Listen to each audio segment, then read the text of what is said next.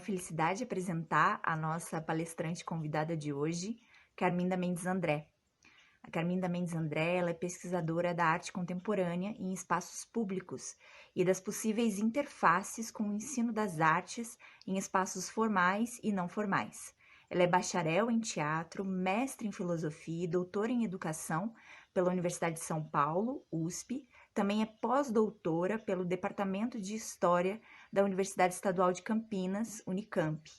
Ela é pesquisadora e docente colaboradora do programa de pós-graduação do Instituto de Artes da Universidade Estadual Paulista, Unesp. E ela também é coordenadora do grupo de pesquisa vinculado ao CNPq, Performatividades e Pedagogias. Vocês vão assistir agora a palestra Quando o Artista Pratica a Cidade. Tenham todos uma ótima experiência.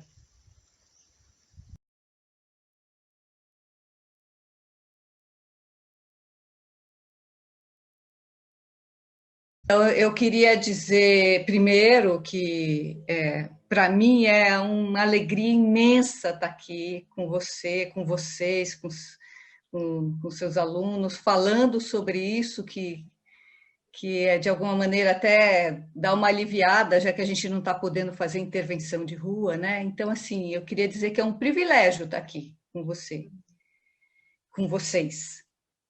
E eu queria também dizer que esse quadro que está aqui atrás de mim, porque ele chama muita atenção e provavelmente as pessoas virão lá na frente. Ele é uma xilogravura feita por um ex-aluno da Unesp, chamado, o nome artístico dele é Pato, mas o nome real dele é André Monteiro. Então eu queria deixar aqui registrado também que ele está fazendo parte. E eu coloquei também porque ele era grafiteiro, né? A gente vê pelo traço. Então, eu vou compartilhar aqui a tela. Inicialmente, que eu vou falar especificamente de um território, que é a cidade de São Paulo, onde eu residi durante praticamente quase a minha vida inteira. Então, eu digo isso porque eu já fiz algumas intervenções em outras cidades brasileiras e eu percebi que cada uma dessas localidades me conta uma história, a sua própria história, e de uma maneira diferente. Então, eu acho que a intervenção urbana, ou aquilo que ela resulta, está diretamente ligada ao território da onde ela foi jogada, vamos dizer assim, né? Eu pretendo aqui contar um pouco para vocês sobre como eu e o meu grupo de estudantes e pesquisadores, né, temos sentido, no sentido de sensação de corpo, nosso corpo, o que acontece quando a gente está diante de uma ação poética urbana ou quando a gente mesmo está fazendo, né? E, na verdade mesmo, o que eu gostaria de apresentar para vocês aqui é uma possibilidade de abordar a cidade como escola. Porque é isso o que eu tenho feito nos meus cursos de jogos ou nas atividades do grupo de pesquisa, que chama Performatividades e Pedagogias. A grande questão que me movimenta para esse exercício reflexivo de hoje é pensar a arte urbana como uma prática filosófica, ou seja, uma prática que tem por efeito a meditação. Meditação sobre a vida, sobre a cidade, sobre si mesmo. Aí vai de cada um. Nessa perspectiva, eu encaro a arte como um pano de fundo para uma prática relacionada ao que os filósofos gregos antigos chamavam de prática de si, ou pelo menos Foucault chama como prática de si, essa filosofia que se fazia entre os antigos. E que era uma filosofia que buscava, por meio de exercícios filosóficos e físicos, né, e dietéticos e sexuais, assim, tomar conta da sua vida e transformar a vida como obra de arte. Essa era uma ideia, né? Então, hoje eu venho falar para vocês de uma experiência pessoal de intervenção urbana. Experiências que me levam na seguinte hipótese: os artistas praticam a cidade como se estivessem diante ou dentro de um livro de sabedoria. E nessa perspectiva, a ação poética convida o participante, espectador, o transeunte, a tornar-se um decifrador de signos. Então, eu estou aproximando o participante, espectador, transeunte, ao aprendiz de filosofia e o artista como filósofo. E quem é o filósofo? Etimologicamente falando, a palavra filósofo está ligada àquele que ama a sabedoria, então ele se torna um buscador de sabedoria. Portanto, eu gostaria de pensar a arte como um desestabilizador do que está fixo e estabelecido para proporcionar como efeito uma experiência de transformação subjetiva.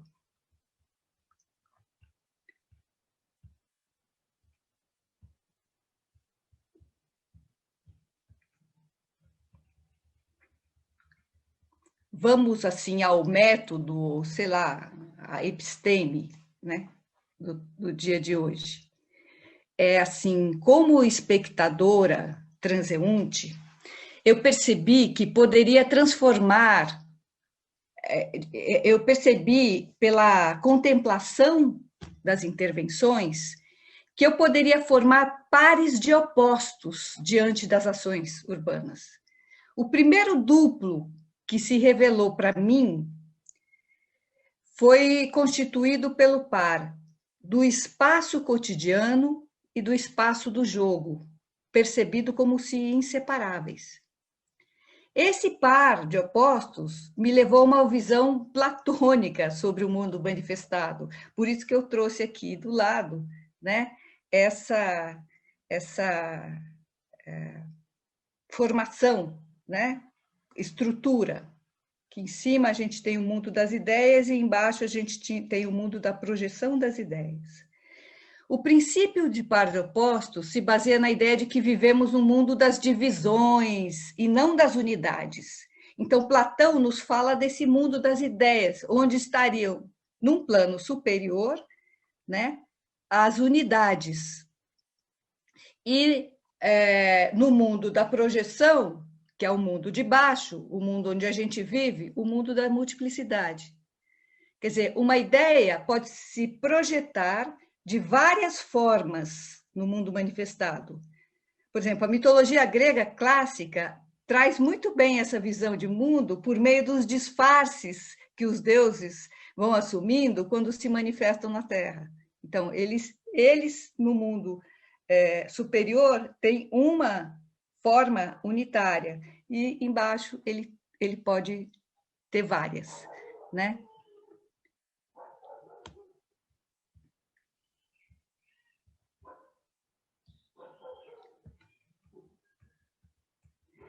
Mas o par de opostos acrescenta uma outra ideia que eu acho interessante nesse mundo da multiplicidade, porque as coisas manifestadas, elas têm dois lados. Elas não são só duplos, do duplo, mas elas são duplos. Tem dois lados, são duplos, né? Tal como o conceito de yin e yang dos chineses. Dentro tem o negro do branco e dentro do branco tem o negro, tem o branco do negro. Né? Então, é essa característica que mantém o círculo em movimento. Né?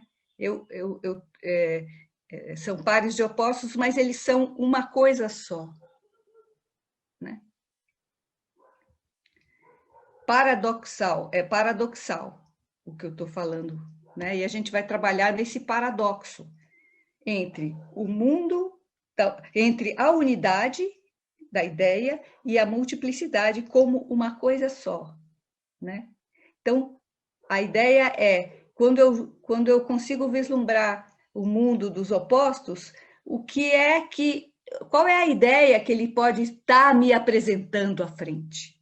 Então, por isso que é sempre um exercício filosófico, a brincadeira. Opa! Veja, por exemplo, o pêndulo também. Eu trouxe o Yin Yang e trouxe o pêndulo, que eu acho interessante também pensar nele. Uma coisa pode oscilar entre seus extremos dependendo das condições em que se encontra. Por exemplo, ninguém é só mal ou só bom. Podemos passar de um para o outro de acordo com o que nos acontece. Ninguém é só ódio ou só amor. A gente passa pelos estados, né, conforme o que nos acontece. Veja que no pêndulo, o pêndulo ele é composto por uma bolinha que oscila. Essa bolinha seria a coisa manifestada, né? Seria um objeto, uma pessoa, um animal, enfim. Então, os opostos, eles são posições, então, diferentes da mesma bolinha, mas da mesma bolinha. Então, as posições de extremo são partes do mesmo movimento. Paradoxalmente, são partes de uma unidade, que é o movimento. Então, no exemplo amor-ódio, a diferença pode ser compreendida, por exemplo, na chave da densidade. De um lado, o ódio a gente pode chamar, por exemplo, de sentimentos mais densos, e do outro lado do amor a gente pode chamar de sentimentos mais sutis. E a unidade é o sentimento. É isso que eu estou estudando, né?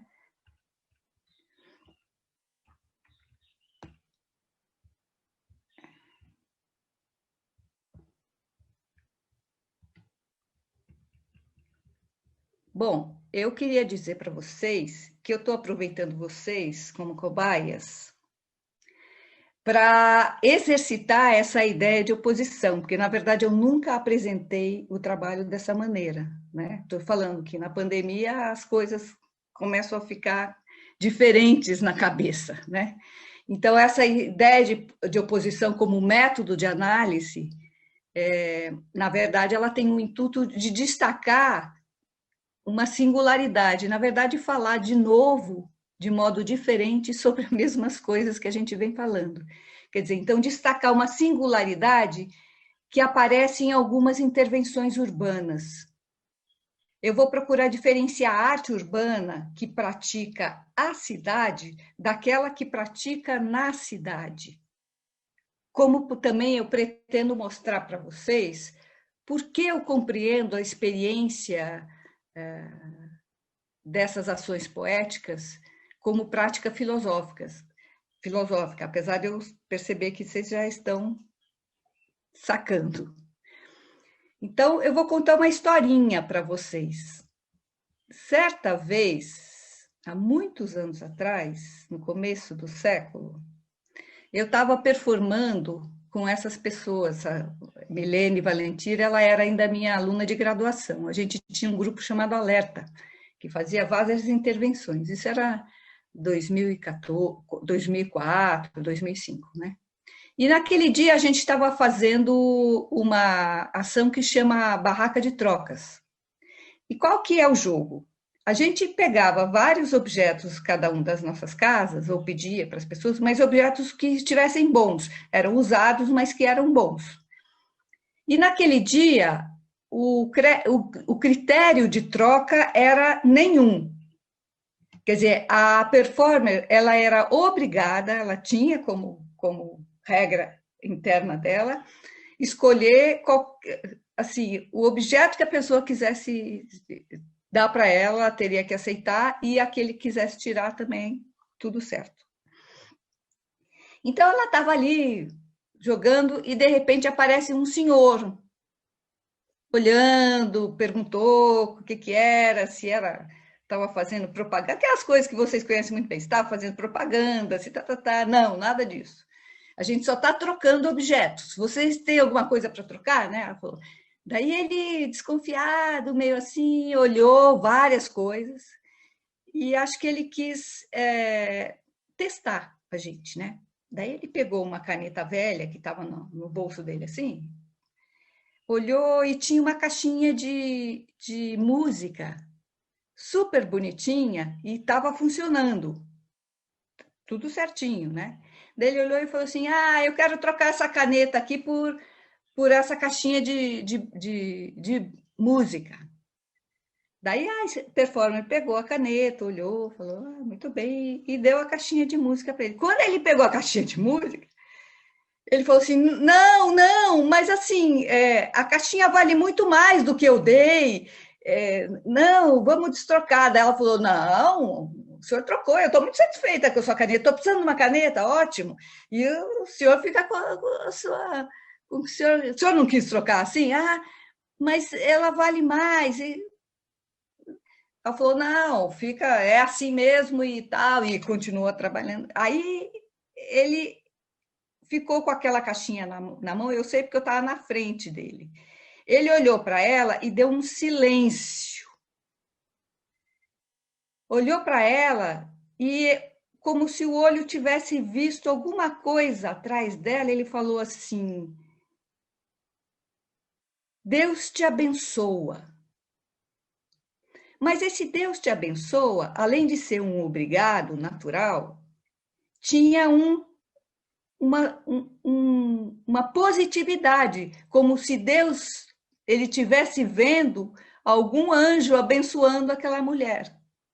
Foi assim que eu li, porque no rosto dele, porque ele viu ali um valor que talvez ele não encontrasse com tanta facilidade no meio da rua. Então, a partir daí, eu me lancei na busca por compreender o que poderia ter levado aquele participante a pressentir o invisível. Diante da percepção daquele senhor, eu comecei a me questionar o que é a vida ali? E o que era a ficção? O que ele estava sentindo era ficção? A troca era uma ficção?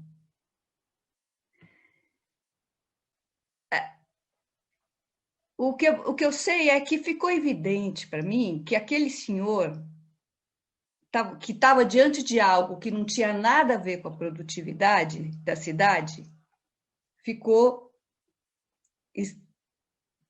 em outra perspectiva de olhar. Ele ficou em outro estado de espírito.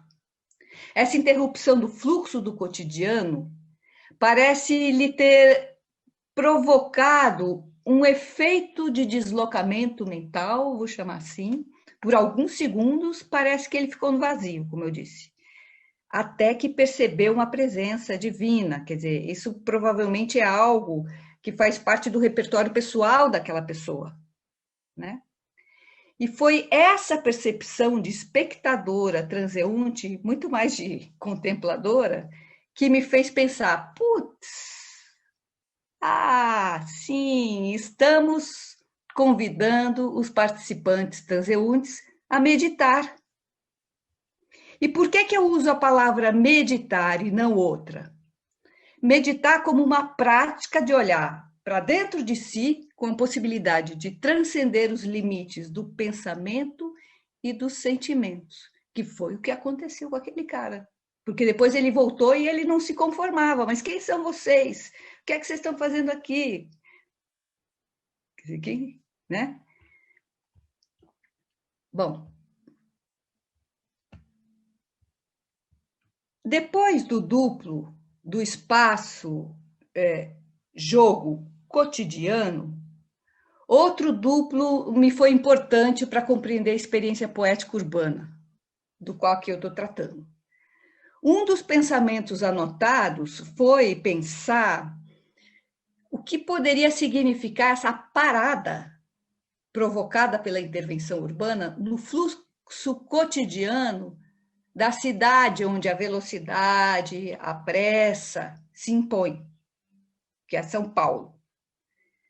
E aí eu queria trazer para vocês aqui, porque outras pessoas sentem as mesmas coisas que a gente, a citação de um professor, o professor Cássio Issa, da UFMG. Ele diz assim: Rabiscar as ruas de poesia e de arte, preenchendo-as de uma cidade sem pressa, feita de outro tempo e de outro modo de cultivar a vida. Como conceber para os dias e tempos de mercado essas ruas de cidade que fazem outro mundo?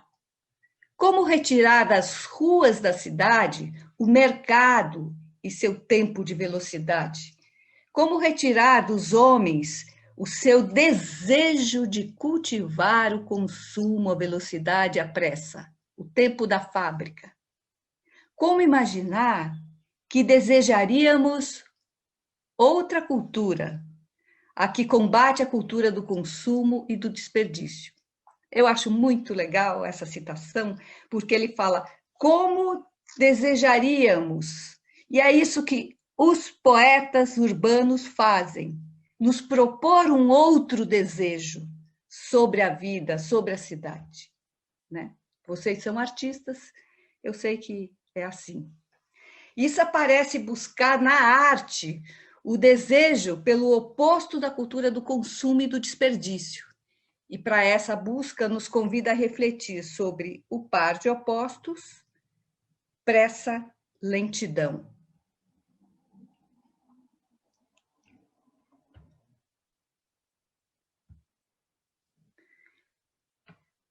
Para perceber algo, para perceber algo, a gente precisa de contrastes. Pressa e lentidão são dois contrastes. Diante da desaceleração, a gente pode sair da alienação da pressa. Com a interrupção causada pela ação poética, eu percebo no senhor participante da barraquinha de troca um movimento de oscilação entre seus pensamentos e sentimentos. Alguém pode estar aí me perguntando, mas escuta, Carminda, você está falando de pêndulo, né? E onde está o equilíbrio? Porque se eu estou trabalhando no movimento, né? Se eu estou trabalhando com os gregos, que buscam por temperança, buscam por equilíbrio do viver, evidentemente é isso que está também em jogo. Então, eu pensei o seguinte, que o ponto do equilíbrio, eu creio, ele está dentro do corpo do jogador transeunte. Foi ali que se processou a mudança daquele senhorzinho. Não foi no fora. E para mim isso é maravilhoso, porque eu tive a convicção de que muitas práticas artísticas podem mudar nosso estado interior, bem como os nossos conceitos diante das coisas. Isso aí é uma bela função da arte, pensando aqui como professora. Então, não seria o acontecimento poético como esse que eu disse para vocês e que vocês fazem também, um possível caminho para o combate à cultura do consumo e do desperdício de que nos fala o autor?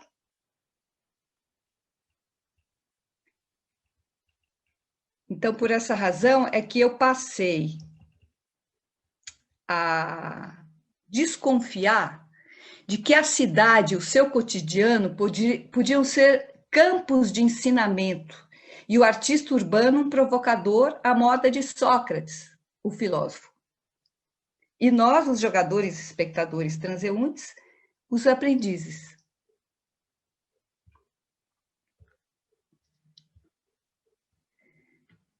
Bom, eu quero voltar ao par dos opostos pressa e lentidão, e colocado pelo professor Issa, e acrescentar o par de opostos luz-opacidade, colocado pelo professor Milton Santos. Se a pressa e a lentidão têm... Se a pressa e a lentidão têm, por natureza, né, por unidade, a velocidade, a luz-opacidade tem, por natureza, por ideia, a luminosidade. Aqui, pressa e luz simbolizam a mesma coisa, produtividade, consumo, desperdício, enquanto que a lentidão, os seus opostos, aquilo que se quer que se deseje, segundo isso. De um lado, a gente tem a imagem da cidade da pressa e da hiperluminosidade produzida pelo espetáculo da globalização do capital. Essa cidade iluminada permanentemente me leva a uma associação, assim, nada agradável para a subjetividade desses habitantes. Me leva à imagem daquela tortura em que o torturado fica exposto à luz artificial dia e noite, perdendo totalmente o senso do ciclo da noite, do dia e da noite. Então, há, portanto, nessa hiperluminosidade artificial, uma negação das leis naturais. Um corpo nessas condições não é compreendido como natureza. E a consequência disso é o estresse. Isso já pode ser, por exemplo, um curso inteiro sobre isso. Né? Ainda mais hoje, quando a gente trabalha, quando a gente está escutando, podendo escutar os nossos indígenas, né? Com a sua filosofia de vida, né? Para entender ou retomar a ideia de que somos natureza, sim. Né? Então, esse corpo, quando exposto à violência dessa luminosidade, fica menos capaz de esboçar qualquer reação. E é muito interessante porque já tem pesquisas científicas sobre esse assunto. São Paulo é conhecida como uma cidade que não dorme. Uma cidade que é dia permanente. Veja que coisa horrível se pensarmos na cidade como um ser vivo. Até quanto os corpos dos seus habitantes também não carregam essa realidade. Eu sofri muito por causa do barulho enquanto morei em São Paulo. E eu penso que muitos paulistanos sofrem com isso. É assim, não há um descanso reparador. Então, imagina esse corpo. Um corpo que sofre esse tipo de violência anestesia-se para sobreviver. E ao caminhar, esse corpo anestesiado só se estimula com elementos muito chamativos, cenográficos, como, por exemplo, outdoors, luzes piscantes, alto-falantes altíssimos. A gente pode dizer que esse espetáculo do capital embrutece a nossa sensibilidade. Por outro lado, a gente vê o oposto da pressa e luz, que é a lentidão associada à noite, ao escuro, à sombra. Quando eu desacelero o passo na cidade, eu posso começar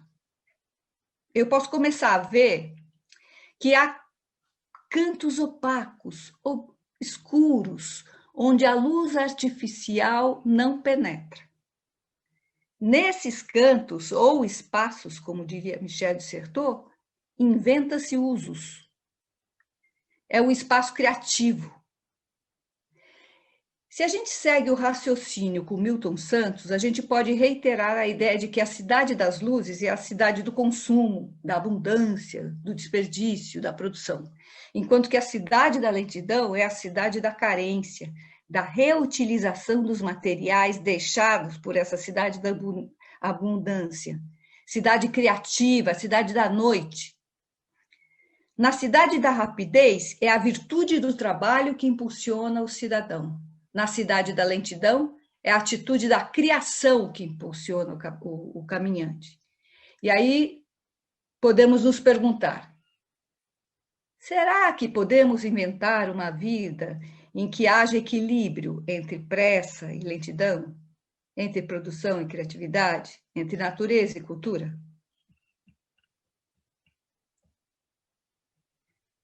Pensemos mais um pouco sobre o impacto dessa agitação urbana para a subjetividade dos seus moradores.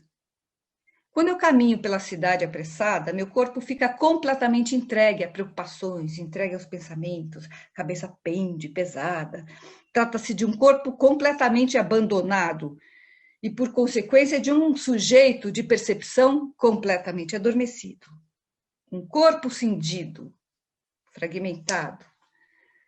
Um corpo assim não está apto a aprender qualquer coisa. Esse corpo que corre atrás da cabeça nada contempla, nada percebe, muito menos troca de afetos. Então, eu reitero a ideia de que é um corpo anestesiado. Mas, se eu desacelero, se me transformo em um homem lento, de que fala o Milton Santos, eu posso me tornar um praticante urbano. Posso transformar a cidade em artesania, em contraponto a esse cenário imposto. Então, eu percebo, quando isso se dá, outra coisa acontece. Eu tomo consciência da minha presença no lugar em que eu estou performando. Quer dizer, eu acordo.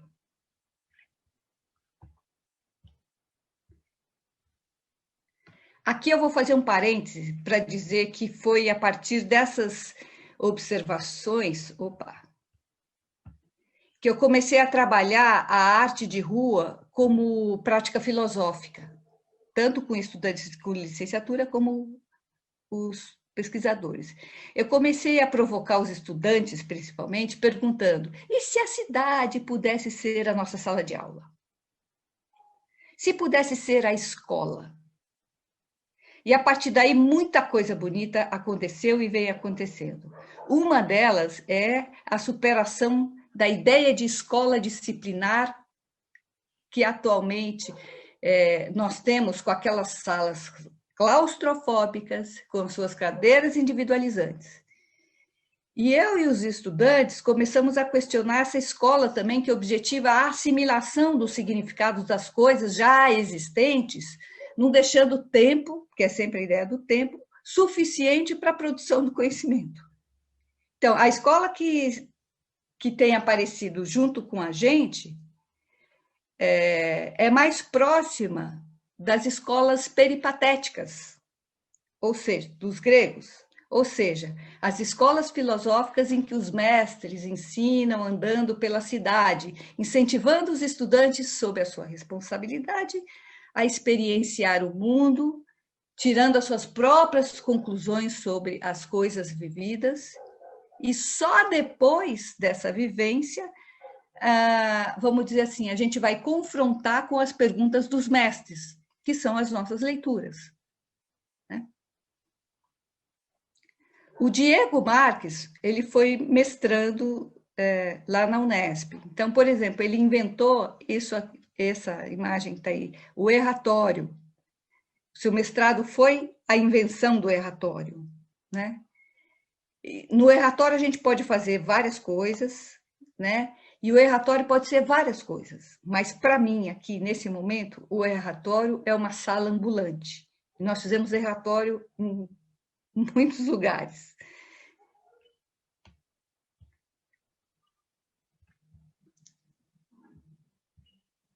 Agora, eu queria passar para um outro ponto.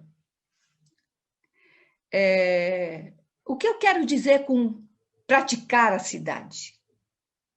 Esse conceito, claro, eu cunhei do Michel de Certeau. Para ele, assim, de modo esquemático, muito grosso modo, o usuário, ao praticar a cidade, produz atalhos em seus trajetos.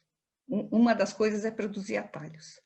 Atalhos, quando a gente vai no dicionário assim, popular da internet, ele diz que é um caminho secundário, derivado de um principal, pelo qual se encurtam as distâncias ou se chega mais rápido ao lugar de destino. Também é corte, também é veredas que se abrem. Então, atalho aqui está contrapondo ao caminho principal determinado por alguma regulamentação. Nesse sentido, praticar a cidade é usá-la para além das normativas. É inventar espaços que não estão no mapa da macro-organização urbana. Outra característica que podemos trazer do praticante da cidade é o seu caminhar em deriva. Mas eu não vou falar disso agora. Assim, isso depois a gente pode conversar, mas deixar aqui que também a palavra deriva é importante. Né? Nas minhas observações, eu percebo que muitos artistas urbanos também praticam a cidade e não somente na cidade. Praticar a cidade é tomá-la como sujeito da ação, enquanto praticar na cidade é tomá-la como suporte da ação. Eu adoro o teatro que se pratica na cidade, a arte também, outras artes. Mas hoje eu quero falar daqueles que querem fazer falar a cidade por meio dela mesma, que performam a cidade. Praticar a cidade é, por exemplo, o que as crianças fazem permanentemente. É o que fazem os palhaços quando eles resolvem também andar pelas cidades.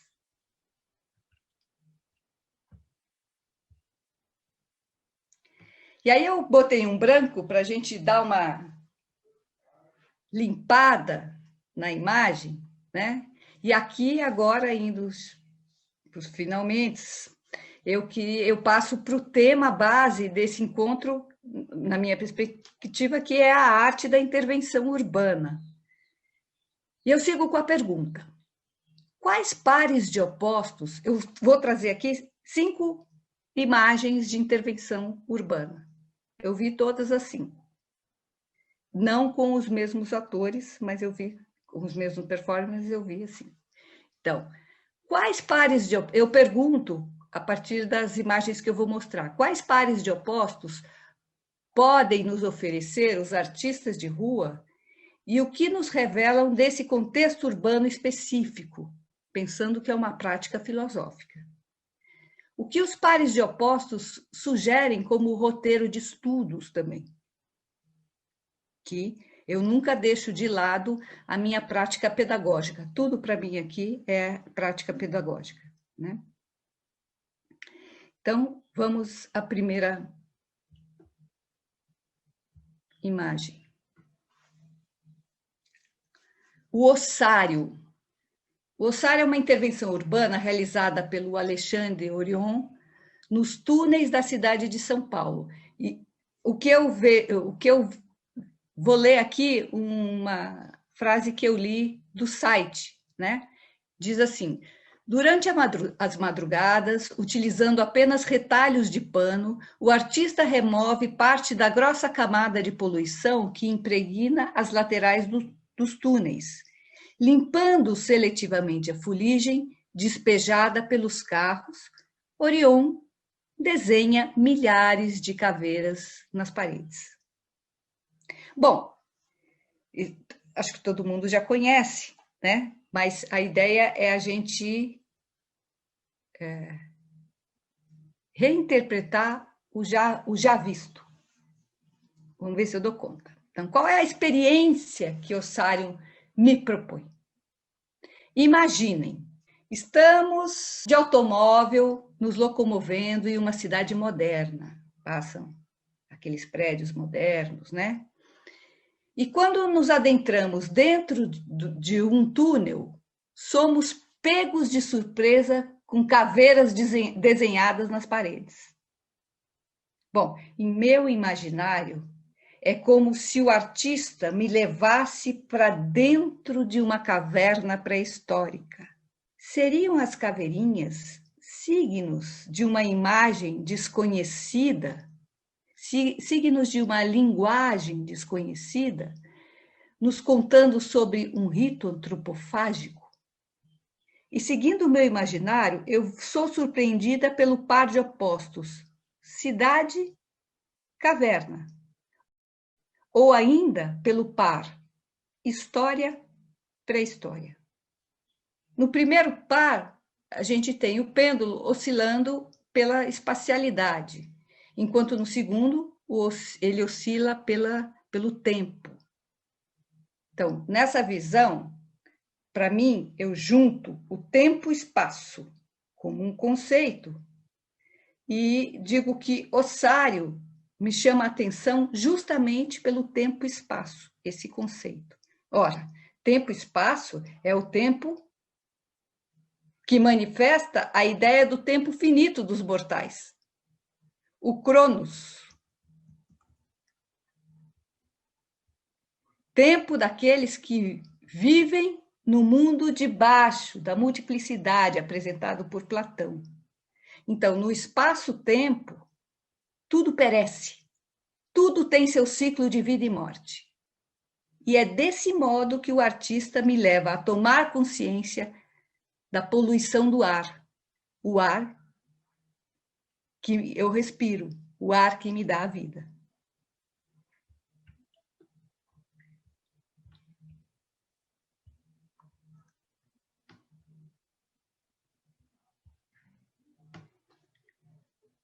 PET é uma intervenção urbana criada pelo artista Eduardo Surur.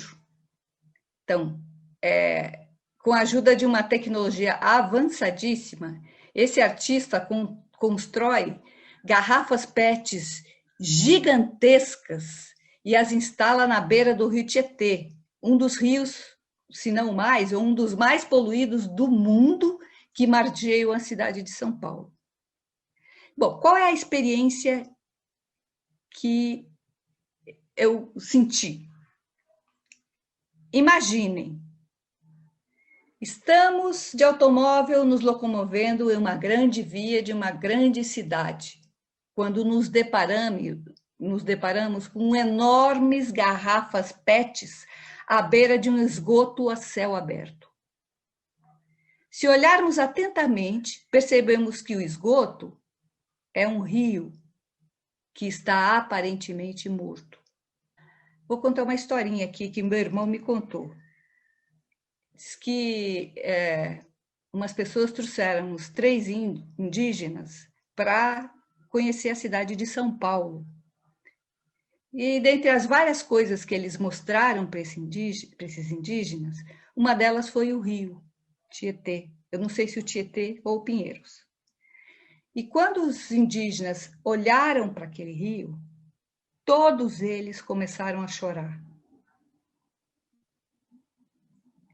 Choraram porque a água é uma entidade viva para eles e para nós. Só que eles têm essa consciência de que ela é viva. Então, nessa foto, não vemos o rio.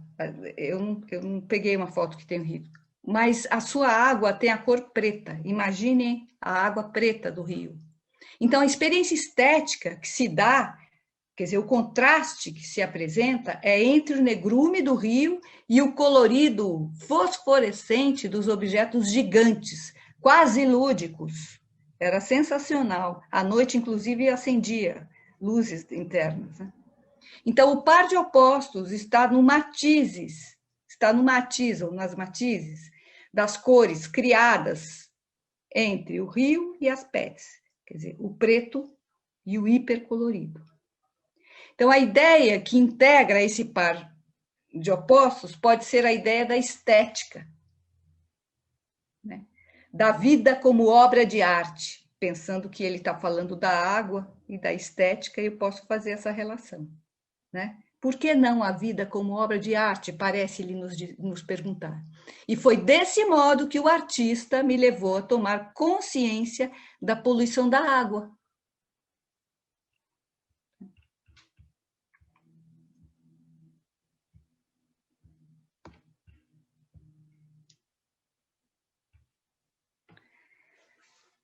Gentrificação. Essa intervenção foi realizada pelo coletivo Parabelo. Quem está embaixo aqui é o Diego Marques, que eu falei para vocês. Em cima é a Denise Rachel.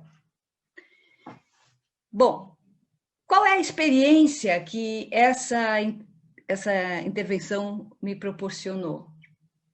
Imaginem que estamos andando a pé pela cidade, observando calmamente a construção de grandes empreendimentos imobiliários, maravilhados com esses empreendimentos, quando, de repente, nos deparamos com algo que parece um corpo embalsamado com jornal. Quando chegamos bem perto do corpo, a gente percebe que esses jornais são anúncios de empreendimentos imobiliários, mas só dá para ver isso chegando bem perto, como se fosse, ironicamente, um mural realizado pelo embalado do corpo, né? Eu paro para observar, praticamente incrédula.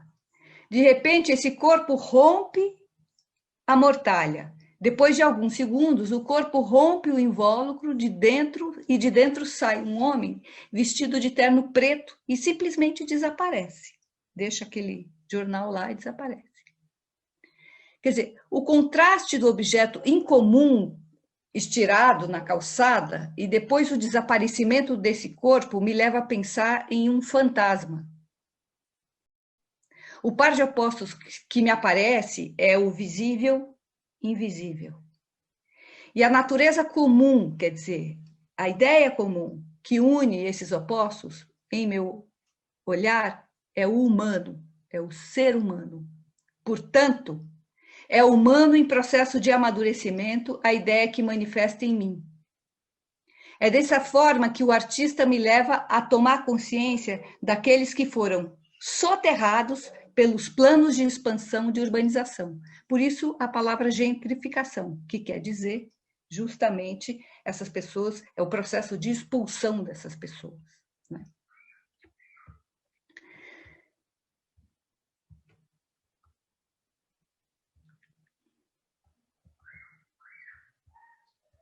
Agora, a imagem que eu tomo é essa, eu chamei de Escuto Histórias de Amor, da Ana Teixeira. Está escrito assim no site: enquanto tricotava uma lã vermelha, esperava por pessoas que quisessem lhe contar uma história. Bom, qual é a experiência que a gente pode, ou que eu tive diante dessa intervenção urbana?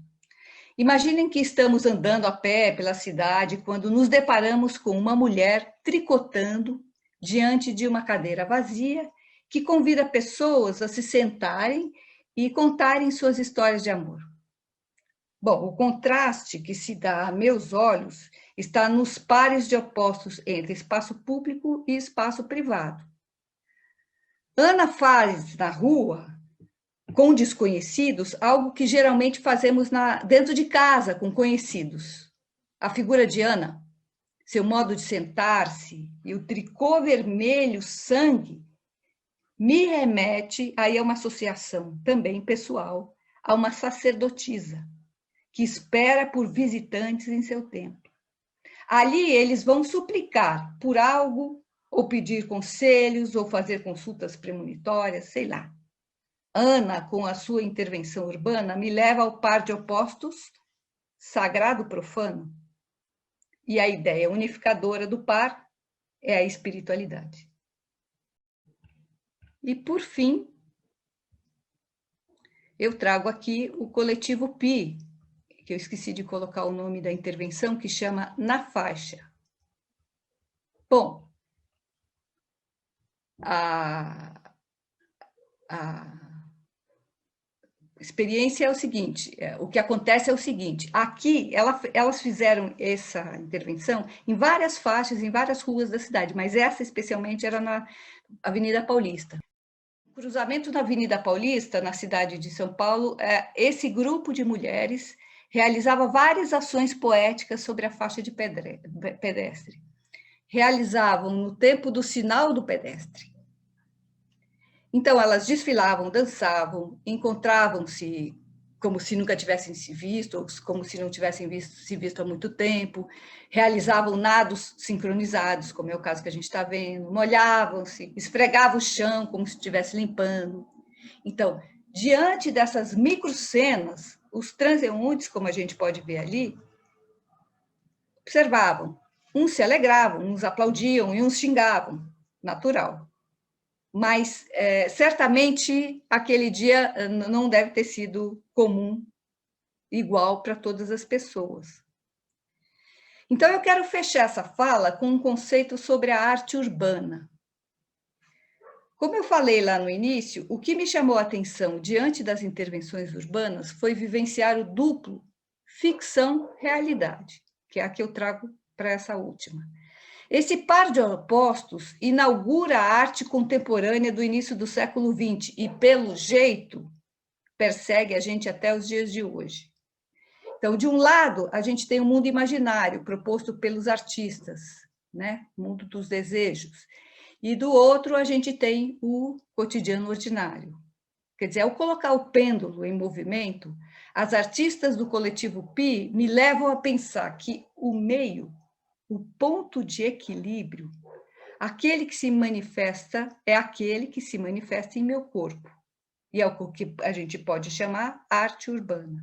Portanto, a arte que eu tento conceituar aqui é um campo de forças formado pela ficção, realidade e interioridade daquele que recebe. Sem esses três ao mesmo tempo, não se configura o que eu estou chamando aqui de arte. Não é a única maneira de pensar a arte, né? Mas essa é uma. Pensando que tudo isso, para mim, é um processo pedagógico, eu posso também, por exemplo, fazer uma interpretação política das imagens. Por exemplo, Ossário me leva a uma sociedade completamente sem sabedoria. Então, ele pode nos indicar o estudo de modelos políticos mais avançados. Em Escuta uma História, eu posso falar de uma cidade mais humana, mas não humana só no sentido de ser solidário, também, mas é humana no sentido de pensar que a gente não nasce humano.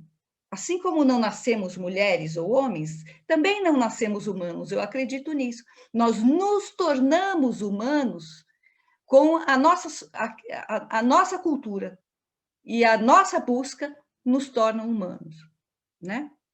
Então, a pergunta que não quer calar, se a nossa cultura, essa que nos criou,